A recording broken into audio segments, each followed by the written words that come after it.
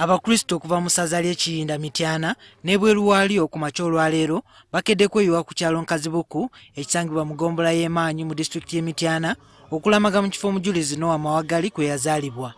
Abakristo balamaga mu kifo kino awaali amaka ga Mawagali buli mwaka mu mwezi ogwokutaano okujjukira omujulizi ono. N'olwaleero abalamazi beeyiye mu kifo kino mu bungi era ng'emmisa yeetabiddwamu abakulu mu gavumenti eya wakati n'ey'Emmengo. Ng'ayogerako eri abakkiriza abeetabye mu mmisa, omusumba w'essaza ery'Ekiyindi Mityana Anthony Ziwa abakuutidde okubeera n'okwagala ng'abajulizi kwe baalina okwabawaliriza n'okutuuka ku buwanguzi nga tebatiiriridde Katonda waabwe.